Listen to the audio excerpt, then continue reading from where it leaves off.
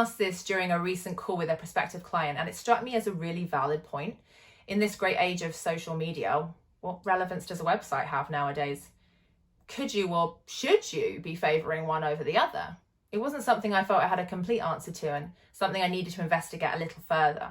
And if you want to find out what I found out, then keep watching. So here are some incredible internet usage stats that I found out and I want to share with you guys.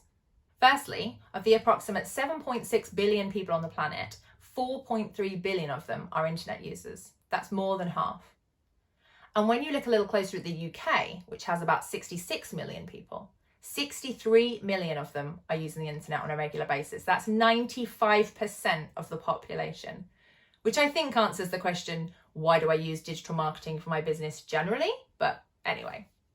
Interestingly, this number drops a little lower to 67% of people going online for social media usage. So this might be our first sway towards website over social media. But let's go a little further into what a website has to offer versus using a social media platform such as Facebook, Instagram, YouTube, or LinkedIn to help market your business online. So I would say there are three main reasons for developing a website, and they are creating a hub or an information destination. A great way to help people get to know what you and your business is all about is information.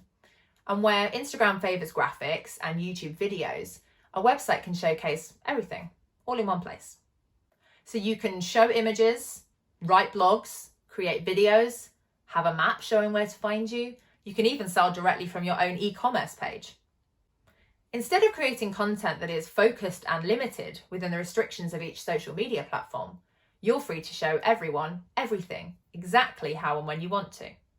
Control. Another reason you should have a website is because it's controlled by you. These days, you cannot rely on social media platforms to be working in your best interest.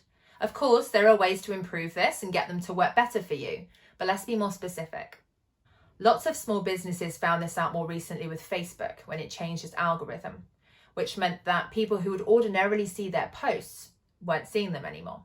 At the moment, the trend seems to be leaning towards paid for advertising. And why wouldn't these big companies be cashing in on the space that you're using to advertise your business?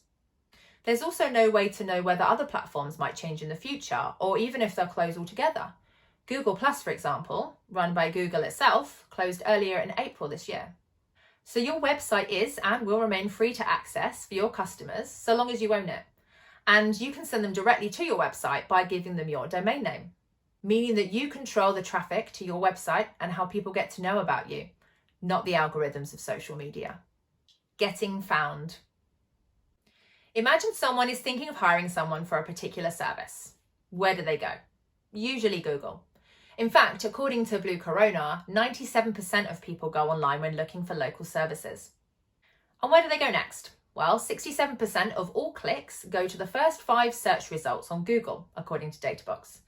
Curiously, most people tend to scroll past those Google ads at the top, which just goes to show you really want to get on that first page of Google. But that's another digital dilemma for another time. A good informative website is a rich end product for all that searching. And I tend to think of social media as the signposts and the website as the destination. And so taking all of that into consideration, creating a central hub, keeping control, and signposting people to your best information destination, I think, is the answer to the digital dilemma. Do I even still need a website for my business these days? You can visit my website by clicking on the link in the caption below. And please hit subscribe for the next digital dilemma, which I currently don't have.